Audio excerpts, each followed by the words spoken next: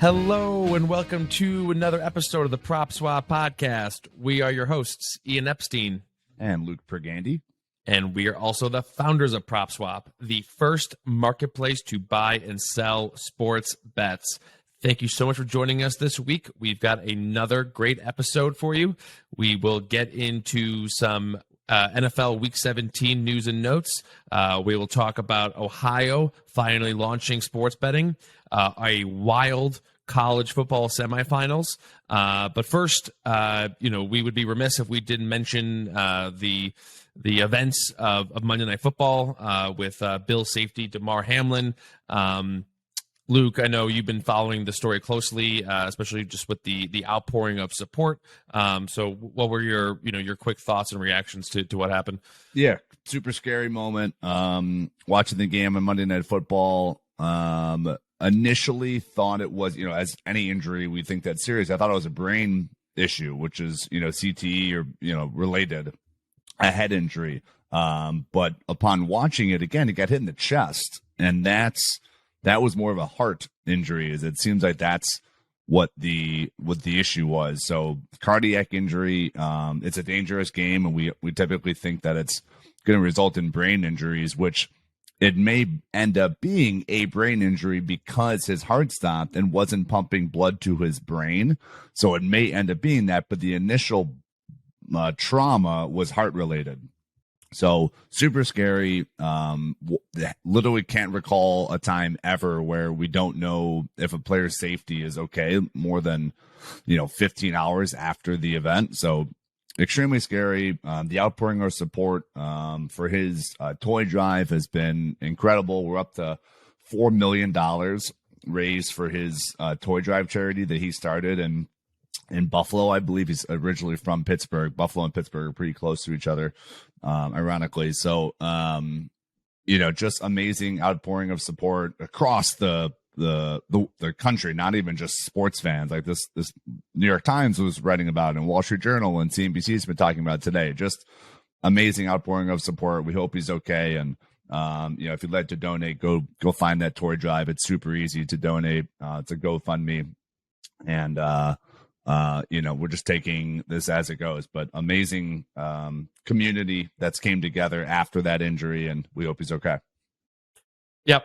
I couldn't have said any better myself. Obviously, it's very scary when CPR is being administered on the field. That's not something you see often, if not at all, in a football game. So obviously very scary. And, the making up of the game and the remainder of the last week of the regular season is all kind of secondary to this player's health. So we wish him a speedy recovery, and we'll take it from there.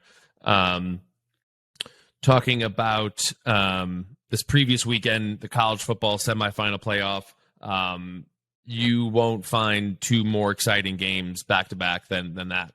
Darren Rovell had a tweet about, this was the Michigan TCU game was the craziest in-game betting game since the World Cup final. It was just that crazy back and forth. Something that we didn't mention last week, but TCU was the biggest long shot to ever reach the college football playoff, the 14 playoff. They entered the season at 200-1. That supplanted last year, where Cincinnati was 150-1.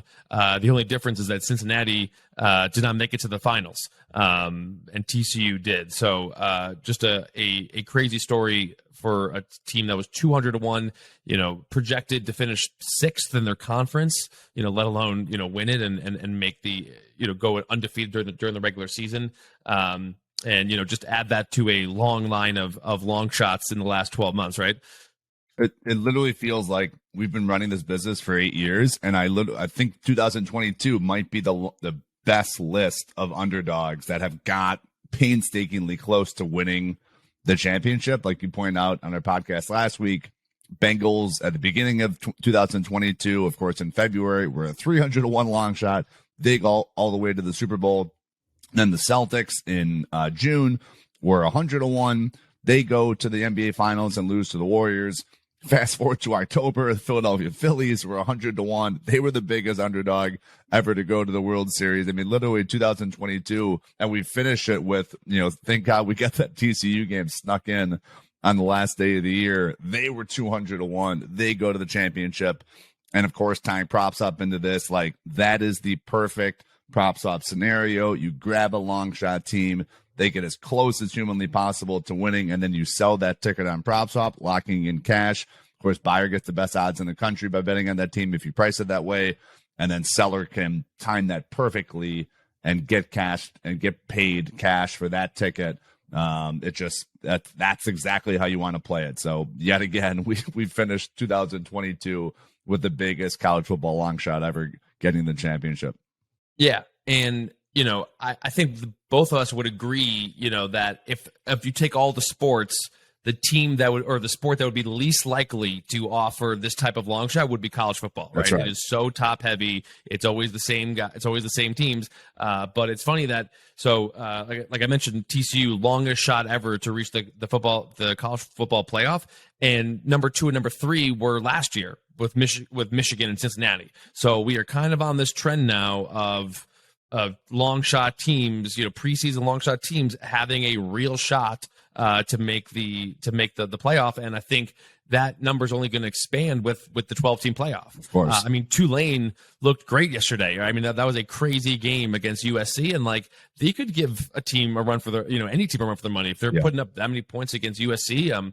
So I think, heading into next college football season, I think bettors would be smart to start looking down the odds boards and say, okay, who's got a great quarterback and a good coach and a decent defense that could, string some wins together. Yeah, it's crazy. And the action on PropSwap was fantastic during both of those games.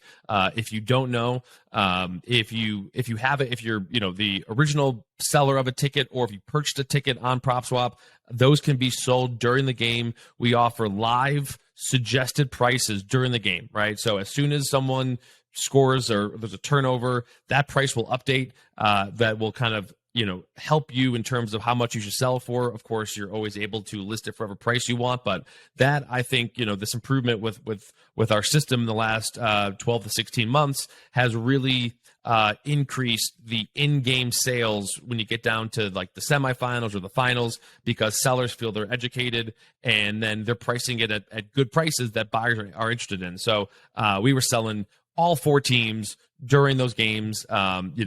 People were, holding on to their Michigan tickets, and then right when they kind of got back into the second half, they cashed out at the exact right moment.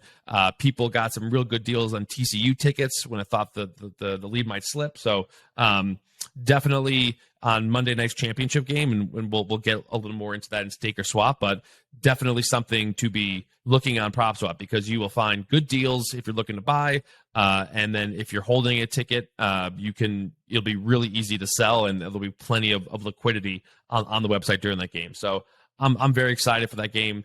However, I think it should be mentioned though that as a 13.5-point favorite, Georgia is the biggest title game favorite since Nebraska, who was also a 13.5-point favorite, versus Tennessee in 1998. So we have our biggest championship favorite in what, almost 25 years. But hey, we'll get to it later. But I think TCU could be live. We'll see. I think people are still kind of overlooking TCU, and Georgia in a huge spot. They almost blew it. But one other kind of crazy thing about that second game, that Georgia-Ohio State game, was as Ohio State was lining up for the potential game-winning field goal, it was literally as the seconds were counting down towards midnight on the East Coast, and counting down towards sports betting going live in Ohio. And so if you haven't seen the videos, casinos all across the state of Ohio were having these New Year's Eve / sports betting launch parties that was all going to culminate in ball drops, and then you can go make some sports bets. What they didn't realize when they planned these things out was that their beloved Buckeyes would be in a game that would take 4 hours long. And if you see some of these videos, let's just say the people in these rooms were not celebrating the new year. They were pretty downtrodden, and so not the best way to, I would say, kick off sports betting in Ohio. Yeah, super ironic that it seems like, the Browns are more of a Northern Ohio fandom, and the Bengals are more of like a Southern Ohio fandom. Like Ohio State is basically universally loved in that state. So that is their baby. And for them to go down at basically 12 perfectly midnight in the state of Ohio, the entire state is on East Coast time. For them to go down at exactly midnight was quite an entry into the world of sports betting. So buckle up for more of those would be my advice. Yeah, there was no balloon, party poppers going off. It was I think swear words and people throwing things. But yeah, not to bear the headline, sports betting officially live in Ohio. It's gonna be a huge state, tons of sport. I mean, that's got to be a top 3 states in terms of sports fandom. Just like, with all the different sports teams. You and I, Luke, have had plenty of experience with Cleveland. We've been active there for several years. We have lots of friends there and do quite a bit of marketing. So, what are your thoughts, do you think, on sports betting in Ohio? Is it going to be similar to Pennsylvania, New Jersey, or do you think it could be, bigger than that? I don't think it will be bigger than New Jersey. $1 billion a month is really incredible for New Jersey to be doing that. New Jersey is just such a densely populated state. It is the most densely populated state in America from top to bottom per mile per person. So it's going to be tough to beat that. Ohio basically just has those 2 larger cities, and Cincinnati is not a huge city. And Cleveland, its population is declining as well. But Ohio will absolutely be a top 10 state. It may crack a top 5. On a really popular month. This would be perfect with, if Ohio State had 1 plus, if the Browns are relevant, plus, of course, Donovan Mitchell is doing great in Cleveland. So a lot of good, noteworthy sports teams in the state of Ohio, but Browns are down. So I don't think that it will crack top 3 status, but top 10 consistently. There's not a ton of things to do in Ohio besides watch sports in those cold winters for 5 to 6 months of the year. So we continue to believe in Ohio. We've, like you said, we've been there for 3 years now, and we advertise a lot there, and we're big fans of that state. So super exciting. I'm really glad that they're live. And Fanatics did not go live on January 1st. Very, very interesting with the balance sheet that they have. They, of course, just raised $700 million about 3 weeks ago. So I don't know what we're waiting for there. If you're going to be live in January or February, you couldn't prioritize your developers and platform provider to make sure that you're ready on Jan 1. Like, if you're not going to launch until the end of 2023, that's a different story. But it seems like their goal is, we're going to do this before the Super Bowl, which is, of course, on Sunday, February 12th. So I'm not really sure what the issue was, but kind of a weird omission was Fanatics not being on that go live, 12:01 midnight strike. Yeah. We talked about Fanatics last week on our top 5 podcast, which had some great feedback. I would agree. I think if you do everything you can to be part of the day 1 launch, I personally think it would be a tad short-sighted to just assume that, whatever, we can launch 5, 6, 7 weeks later, and we'll be able to make up that market share. I firmly believe that they pick their 1, 2, maybe 3 sports books within the first couple of weeks, and then they stick with them. To think that you can come in months later and then have everyone switch to your sports book, I think is a difficult thing to do. It's much easier to gain market share if you're there day 1. Something we didn't really touch on when talking about Fanatics last week was the fact that we still don't know, what type of tech they're going to be using, right? Whether there's been rumors that they would acquire a sportsbook company and use their tech. Obviously, you can go the third-party route and just license someone else's tech, but then there's really no customization there. And then the other route is to build your own tech, which takes way too long for their particular go-live strategy. So I have to imagine that has to have been played some part in the fact that they weren't live January 1, is that they do not have their tech figured out yet. So that is another kind of question mark regarding Fanatics. The other kind of news and notes already coming out of Ohio. We've mentioned, Penn / Barstool, their struggles, but this kind of popped up last week. DraftKings was already fined $350,000 for mailing roughly 2,500 advertisements to people under the age of 21, which that happened in November. I have to imagine, this is just my personal guess, this is somehow related to their DFS database, right? You can be 18 to play DFS, have to be 21 to bet on sports, and somehow those two things got mixed, and they started mailing out things to their DFS database and maybe didn't check, or it was just by mistake that, some 19-year-olds got some sports betting mailers in the mail, but Ohio is not messing around when it comes to underage gambling. Like I said, they've already fined Penn Barstool for basically a college football show that Barstool did on an Ohio college campus that basically advertised Barstool Sportsbook, also alcohol on a college campus. So they're definitely taking responsible gaming seriously, which I appreciate. But they are not messing around. Yeah. Yeah, I'd be stunned if DraftKings, like, on accident sent these out and didn't know the DOBs of their DFS customers. I think that's probably on purpose, and they got caught with it by the Ohio Gaming Commission. Like we do DOB based advertising. Like, that's literally question number one in your database is like, how old are these people? So I don't think that was an accident, but they didn't look at the rules properly in the state of Ohio, and they got caught. So, but yeah, completely agree. The state of Ohio, the Ohio Gaming Control Commission, is not messing around, finding both Penn and DraftKings before either company has even gone live. So, will be interesting to monitor those other infractions to come, as I'm sure those won't be the only two companies that get popped. For sure. And then another little news and note coming out of the regulatory world. The New Jersey Department of Gaming suspended betting on the Citrus Bowl, which included LSU and Purdue.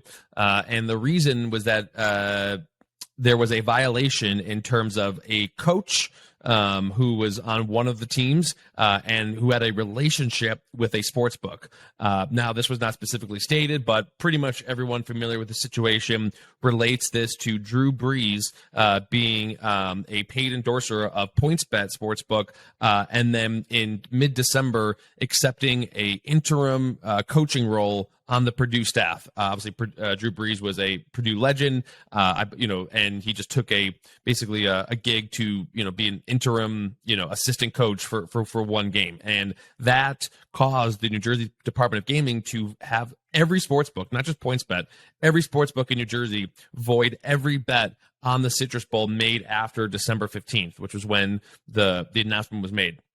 Now, I bring this up because LSU absolutely scraped Purdue, and if I had a bet on LSU and then my bet was voided and I couldn't bet anywhere else on LSU, I would be pretty furious. And it's funny because several weeks ago I spoke to someone who was close with PointsBet, and given the stuff with Massachusetts and all these other states, they knew that Drew Brees accepting this role would cause some issues, and they got ahead of it. Like, even before New Jersey made this announcement, they said that they were severing ties with Drew Brees because of this role, this interim coaching role at Purdue. But that still did not stop New Jersey from voiding these bets. What were your thoughts on that? Yeah, I understand New Jersey's take. You can't be having an employee of a sports book also being a coach for the college team. Like, I get it. I understand you need to separate those two with very distinct, lines. So I also agree with you. If I had an LSU bet, and I think most people would probably bet LSU in that game. If you're looking at the two rosters, LSU is just loaded, and they had a pretty solid season, given Brian Kelly's first season down there. I would also be very frustrated if my bet got voided and I couldn't get down anywhere else living in New Jersey. So I get both sides 100%.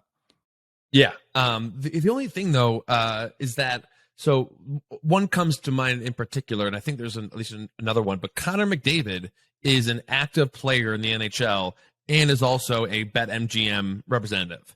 And so what's the difference between an active player versus an active coach? I'm not too sure. I know you can bet on NHL games. You can bet on Oilers games in New Jersey. But that was a kind of a surprising thing to me, was that and I feel like the Connor McDavid thing does, having an active player as a BetMGM endorser doesn't get talked about enough. Completely agreed that I don't think anyone, in my opinion, if you're an active player, should have a relationship with a sportsbook. The only exception I could possibly think of is a very, very strict fixed cash payment per year. Like, no matter how good BetMGM does, they make $1 billion, make $1 million.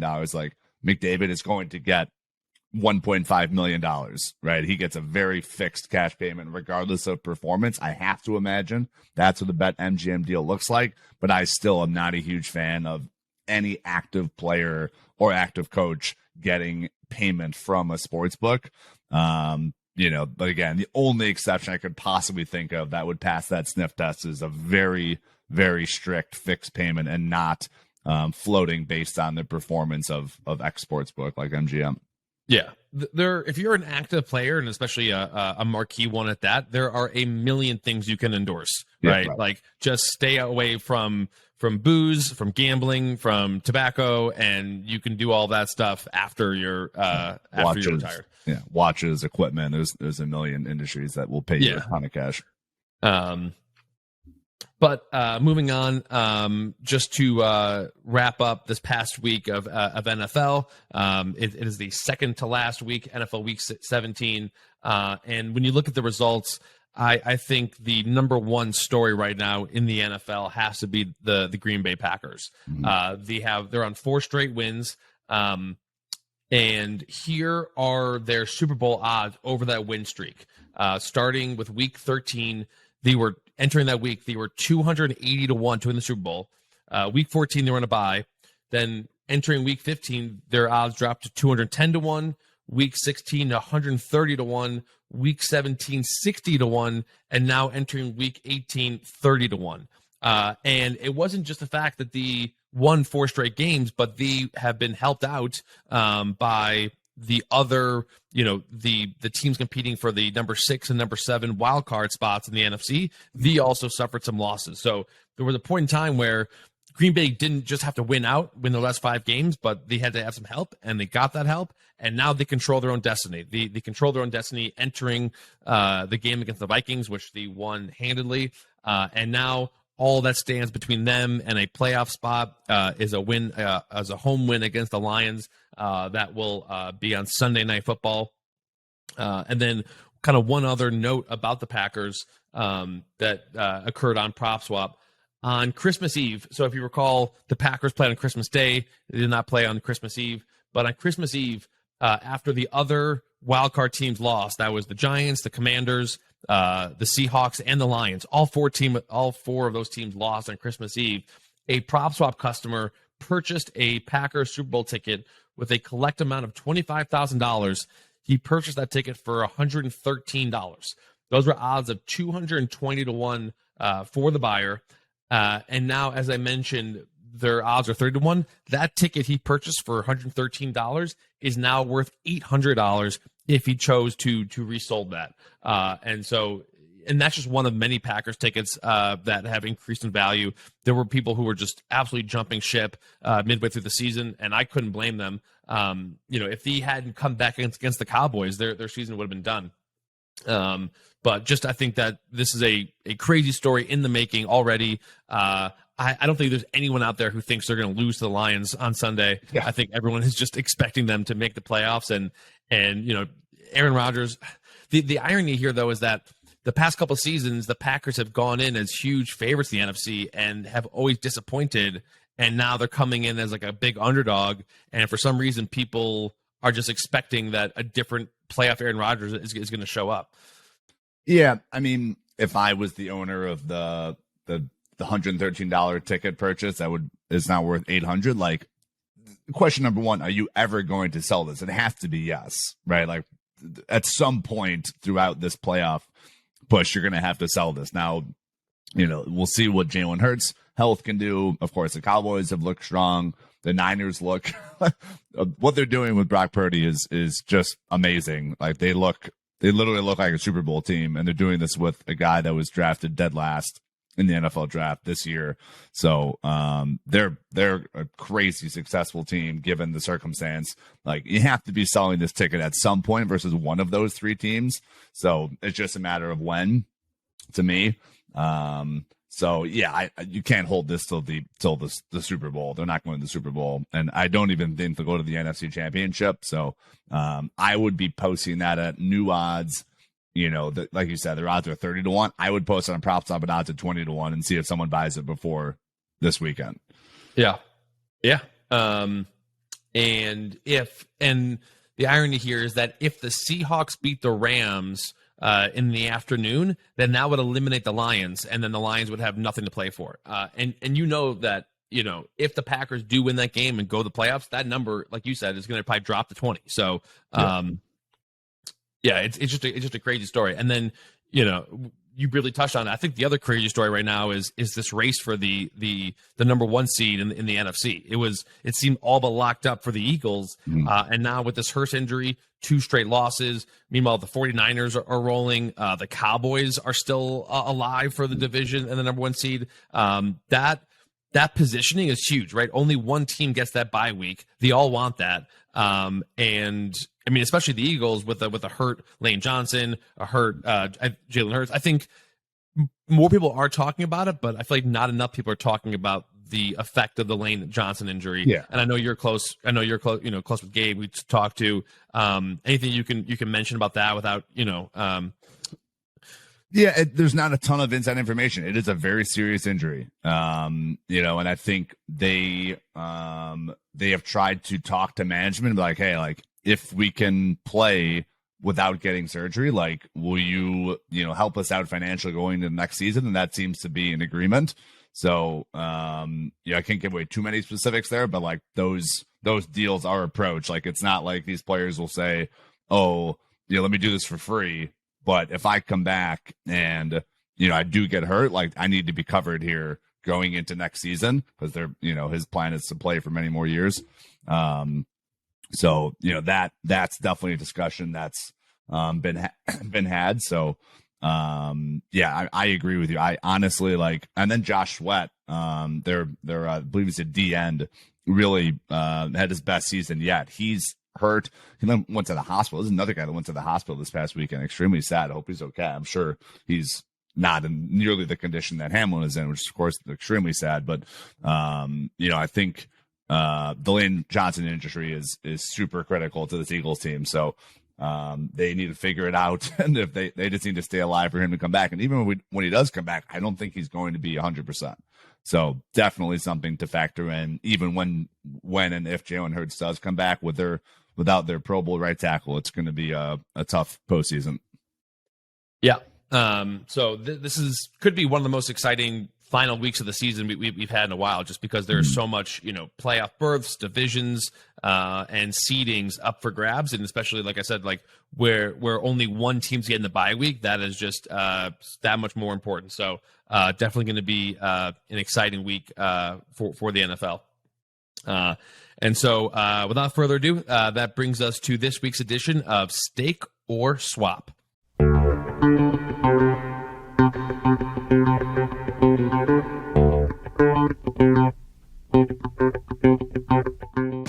First up, we will circle back to the college football championship, which will take place on Monday night, TCU versus Georgia at SoFi Stadium in Los Angeles, the home of last year's Super Bowl. As we mentioned earlier, TCU opened at 200-1, but now they are sitting at plus 365. Luke, are you staking or swapping TCU? I am going to swap TCU, and the reason is simply, if you got this team as we discussed at length on this episode, if you got this team at the biggest underdog price in the history of the CFP, you got to sell this, and here's why. So, $100 at 200-1 odds would collect $20,000. right? If they win on Monday night at SoFi, it would pay $20,000. Now, what you could do if you sell this ticket on PropSwap, your $100 bet on PropSwap, it is currently worth $4,300. So you net around $4,000 after our commission. Take 1,500 of that, make a new bet on TCU. That new bet would pay $7,000, right? Current odds, take 1,500, put it on TCU, that pays $7,000. And you've also got $2,500 in your pocket from PropSwap.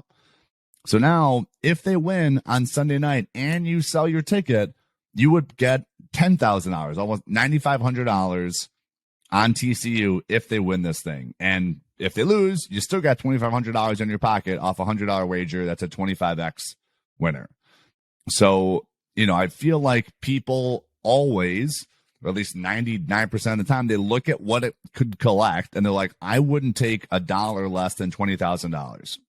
And that's the problem with sports betting. And again, if you want to hedge this thing, you got to lay minus 490 right now. Like, to profit 1,000, you got to put up almost $5,000. Like, most gamblers, if you bet $100 on TCU, probably don't have that capital laying around. So sell it on PropSwap, make a new bet, take 1,500 of that proceeds and make a new bet on TCU. You're getting almost $10,000 if they win on Monday night. Because I understand not wanting to get off TCU. You've rode this team so far. You don't want to sit there on Monday night, have nothing to root for. Like, you want to still be rooting for TCU. So sell it this week, take some cash from us, go make another bet on TCU, and you get the best of both worlds. Yeah. I will swap TCU as well. And the other thing I'll just mention is that, not only did they begin the year at 200-1, but they were as high as 80-1 in November. So there are a multitude of high numbers you could have gotten on this team. It just doesn't sound like they went from 200-1 to 20-1 in a couple weeks. They were 20-1 last week, of course. Yeah, and they were still on the outside looking in for quite some time. And it really wasn't until really they sweated it out until the end that they were going to make the playoff. And I'm just looking at our database. There's tons of PropSwap customers who got huge numbers by buying TCU tickets throughout the year. The other caveat I would throw out there is you always can sell during the game as well. And so, even if TCU was up 14-7 and those odds got shorter, that's a perfect time, I would think, to sell as well. Because I think there is a chance that TCU could come out hot, have an early lead. But as we saw with Georgia and Ohio State, like, Georgia is never dead. They are completely, poised. And I could see a situation where it's a close game at halftime, but then Georgia comes out and smacks them in the second half. So that's the other caveat I would throw out there. Obviously, the safest route is to sell before the game, but I would also just kind of throw that in there that you can always sell during the game as well. And if you think that TCU could get out to a hot first quarter, you could make even more money by selling during the game. So that's the other caveat I would throw in there. But I will swap TCU as well. Moving on, switching sports, time to talk a little NBA player awards. The current favorite to win Defensive Player of the Year is the Grizzlies center, Jaren Jackson, at plus 155. I will go first. I will swap Jaren Jackson. He is coming back from injury, and he's had some great stats. He leads the league in blocks. He's putting up points. Now, the only caveat is that he's only played 20 games so far out of a possible 36, and he's only averaging 26 minutes per game. And that's compared to Brook Lopez, who was the previous favorite, who has played 35 out of a possible 36 games. And so I think people are getting kind of wrapped up in this guy's performance coming back from injury, but he is injury prone. He's definitely someone they're going to want healthy for the playoffs. And so, last year there was kind of a similar situation with Bam Adebayo, the Heat center, where he put up great numbers, but he didn't play enough games to win the Defensive Player of the Year. And so I think when looking at some of these player awards, you can't just look at the raw stats. You got to look at how many games they're playing, because voters take that into account. A guy that has a little worse stats but played 75 games versus someone who played 55 games, that's going to be held against him. So Jaren Jackson actually was as high as 55-1 odds to win this award back in November, partly because he was out with injuries. And so if you got, he was one of the preseason favorites, then went up to 55-1 because of the injuries. And if you got one of these long shot numbers, I would be swapping right now at plus 155 because you just don't know what's the rest of the season is going to hold. And especially for someone who has proven to be injury prone, you just can't take that risk in terms of missing a certain number of games. So I will swap Jaren Jackson at plus 155. Yeah, completely agree here. This is simply based on the math. Like, if you're able to lock in plus 155 on a season that's not even at the All-Star break yet, that is a lock. There's no other answer to this question besides selling a plus 155 with, not even at the halfway point of the NBA season. You got to take the cash and run, especially with Brook Lopez, like you said, looking strong. Giannis is on the leaderboard for being Defensive Player of the Year. So no other answer to this question besides selling a plus 155 in January. Amen. So that will do it for this week's episode. Thank you so much for tuning in. Please make sure to subscribe, leave a rating, enjoy the last week of the NFL season, enjoy the college football championship, and we will be back next week with an all new episode of the PropSwap podcast.